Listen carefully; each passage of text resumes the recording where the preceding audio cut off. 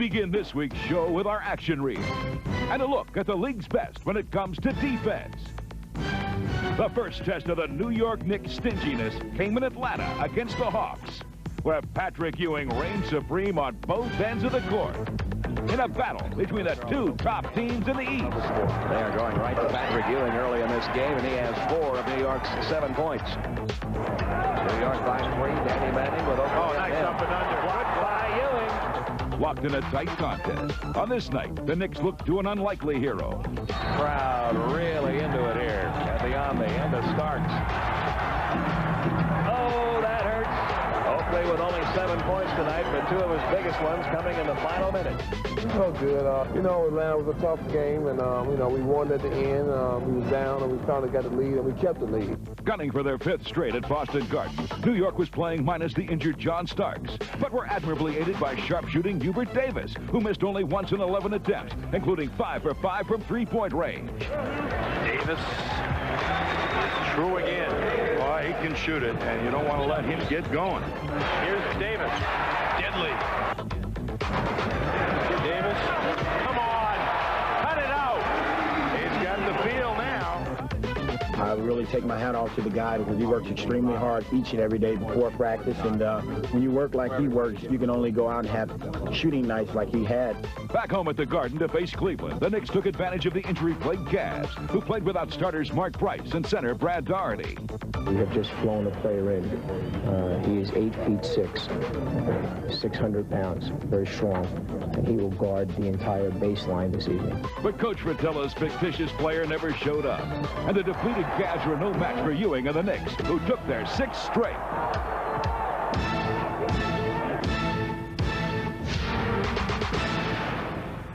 We're on a little bit of a run now. Now it's our turn to go out and try to win 10, 11 straight and keep building on that. The San Antonio Spurs started the week aiming to take over first place in the Midwest against the division-leading Houston Rockets. But this much-heralded matchup turned out to be no contest at all. Another transition chance for J.R. Reed. With Reed leading the way, the Spurs went on to a surprisingly easy victory. Reed all alone at a season high. 24 points on 12 of 15 marksmanship. 115-99. Not really indicative of just how dominant John Lucas's club was tonight. But there was no rest for San Antonio, as the team with the league's best record, Seattle, was next in town. It seemed the Spurs were going to enjoy some late-game heroics. Dishes it back out. Ellis. Oh, it's off. Willie with the rebound. Basket, Anderson. But Seattle will have one last shot. Sure enough, Gary Payton would spoil the fun for San Antonio. Payton dribbles it off of his foot, gathers it back in, 2 seconds left, shoots, it's good. Gary Payton spoils the Spurs party. And the Spurs would have to rebound for their rematch with the Rockets in our marquee matchup. It was a tilt that put the Midwest Division lead on the line. This is a major game. Everybody's watching this game. And that included San Antonio's Dennis Rodman, who didn't start due to disciplinary reasons. The Worm could only silently watch as the Rockets drew first blood.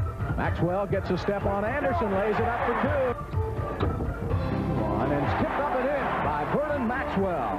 Maxwell in the open court. Vernon, yes, and he's fouled. Vernon Maxwell is on it there.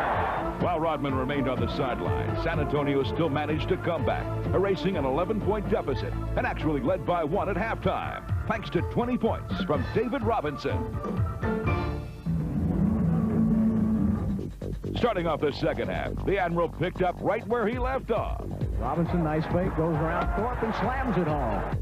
Del Negro leans in, misses it badly, and Robinson puts it back in.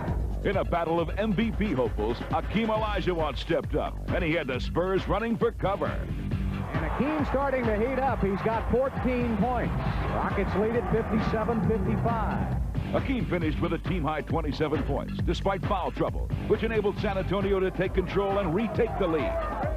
Willie Anderson put up a 3 as an afterthought. 74-69, a 5-point lead by San Antonio. Rodman Is that great? He's trying to make up. But his pleas went unanswered as Houston made one last charge. Back the other way, throws it up and in, and he's fouled. Sam Cassell drives it inside, bounce pass OT for 2, and the Rockets take the lead. Behind Miguel Knight's season-high 23 points off the bench, San Antonio pulled away for a 9-point win. Rodman never played, but he managed to give us a plug anyway, while Robinson finished off Houston with a game-high 40 points. Here's a 3-on-2 fast break, and Robinson, and why not? We've really begun to have some confidence, believe in ourselves, and I think we have all the materials we need to get to where we want to get to this year.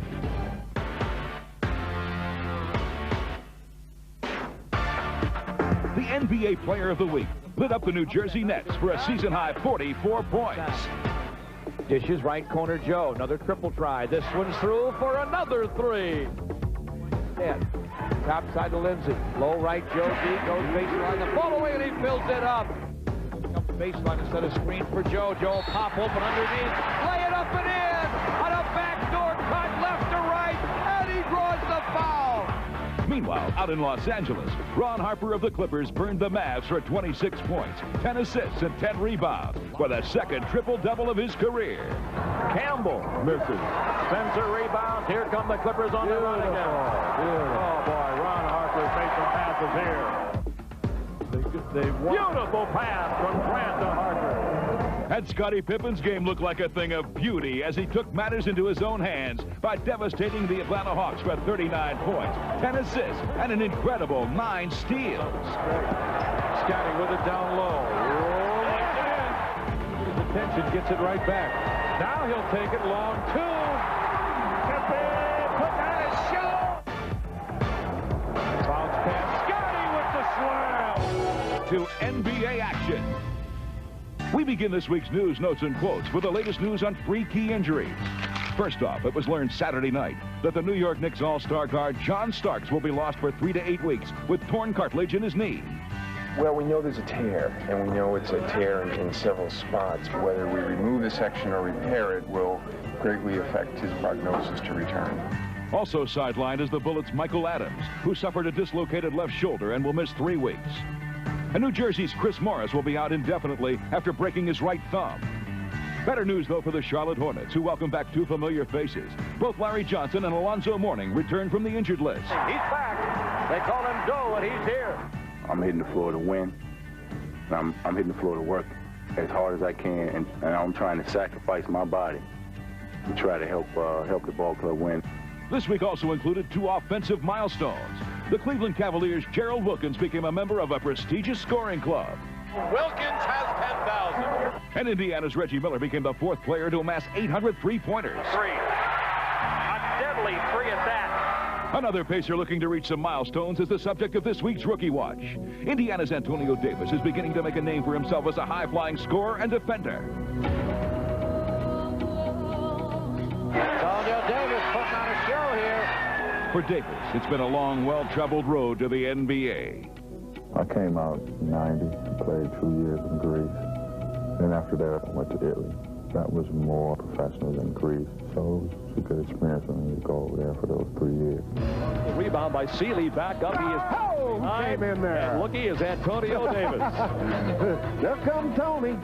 Soundly and roundly rejected by Antonio Davis. When the Pacers' other Davis, Dale, went down with an injury earlier this year, Antonio knew that his playing time would increase dramatically and that he'd be called upon to perform. I didn't think that he was hurt as bad as he really was. But after they said he was hurt, I just knew I was going to have to step up and play a little bit more minutes. I'm not glad that it happened, but you know, things like that do happen. And it was a great opportunity. Antonio Davis also took time out at All-Star Weekend in Minneapolis to strut his stuff in the Gatorade Slam Dunk Contest. And he also participated in the first annual Schick Rookie Game. I do feel like a rookie. I just want to be a force. Now, folks, we're not going to force you to watch this edition of Encore. But if you don't, you're going to miss some serious aerial antics as we open up with an assortment of alley-oops. You've got to be kidding me! No, we're not kidding. Here comes the Rain Man. Oh, the alley-oop from almost half court. A lob for right. Oh, clear the deck for Ron Harper. Oh, my. Hey, Scott, pitch to Penny. Anthony Hardaway takes the lob. Here's Workman. The alley-oop and the jam home. Oh, hold on here. We're not going home just yet. As a matter of fact, turn it up because we're going ahead full speed. It's a one-hand pass in the block, caught by Karl Malone, spins into the paint, shot away by Frank, picked up by West. He's by midcourt. Buckle up, baby! Oh!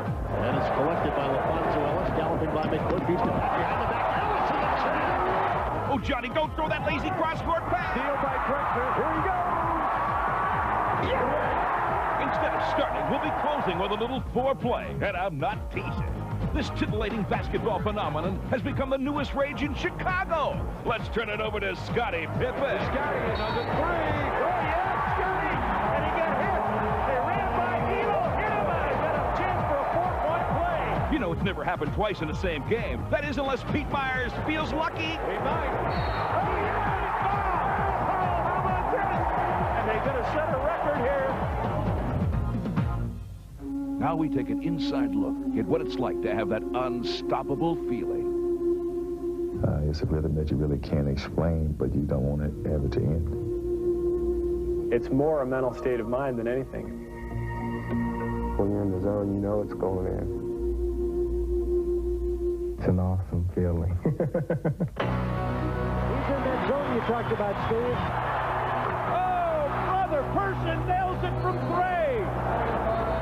For the NBA's elite, it's a basketball phenomenon that only a select few can experience. Look out, Person puts up a three. Look out, he's in a zone. Being in the zone means that every time you touch the ball, you want to get it to the hoop as quickly as possible, go out and play some defense, and get the ball back and shoot it again. You realize that nobody in the league for that day or that particular 48 minutes can stop you. Price pops out, needs a screen, gets it for the three. Oh, Price again! And this one's tied! As a player, you know, that doesn't happen that often, you know, but there's certain times when you're really shooting the ball well, and you feel like every shot you're going to shoot is going in, and it's a great feeling to have. Marley for three. Wow! Marley's hit 3 for 3. To Marley, can he hit another? And he's fired up, Dick. He wants that ball. When you're in that zone, I really wasn't calling for the ball. You get it more through the flow of the game. You know, when he made the 1-3 from about 7-8 feet from behind the three-point line, and I just called a timeout, and I just shook my head. I said, we gotta take maybe 2 timeouts.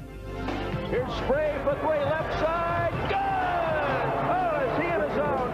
Starks for 3 for the record, yes!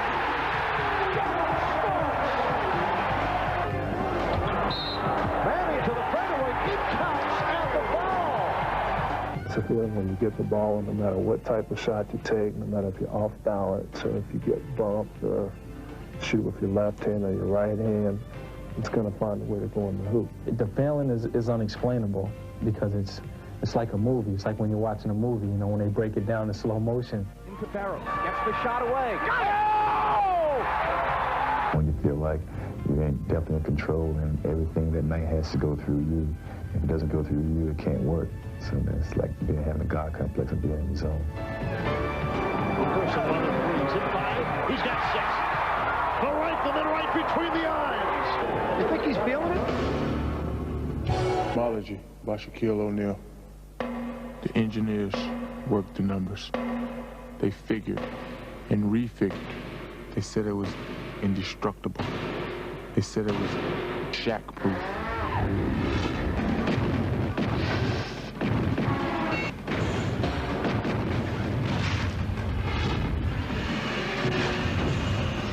Maybe they should check their math.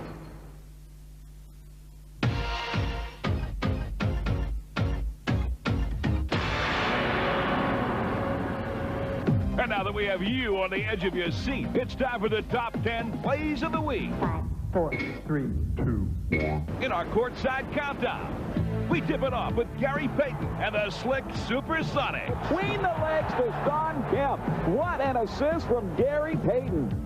We move on to L.A., where Mark Jackson welcomes Neek to the neighborhood. Man, oh, what a pass. Wrap around. Count up number 15 for Mark Jackson. At number 8, another dish on the menu as DC puts it on the platter. That's a beauty. Oh, a little bada bing by DC. Oh, yeah, but How about a little shake rather than roll by the Clippers' Gary Grant? Draws the foul and gets the basket in the process. You saw Grant underneath doing a little bit of a dance, but he didn't get it to go. Yeah, but we're going to number 6. And some distance thunder from Sun sharpshooter Dan Marley. Marley, they should give him 4 if he makes it. It'll be about 28 feet after. Ah, but mateys, you can always rely on the Admiral to get the Spurs out of troubled waters. Robinson chases it down, and the buzzer. All right, Coach Lucas, the Admiral got you all pumped up. Well, look what's in store at number 4, as Tony Kukoc calls all hands on deck. Down low, Tony put it on.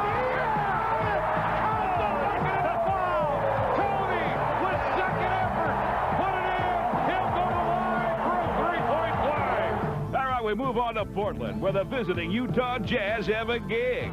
But it's the Blazers who are making some sweet music. Strickland over the head to Porter. Porter to Drexler. What a play. Film at 11 for that play, baby. At 2, Sherm the General Douglas is on the warpath. Yeah, look at this. Sherman Douglas. Wow. And for the number 1 play of the week, Scottie Pippen shows us why he's the heir apparent. This time Pippen shook free of Elo. Oh, my God, that nested the ball. That got some oohs and ahs out of the crowd. That's a Michael Jordan-esque type move. Take another look at it. Whoa!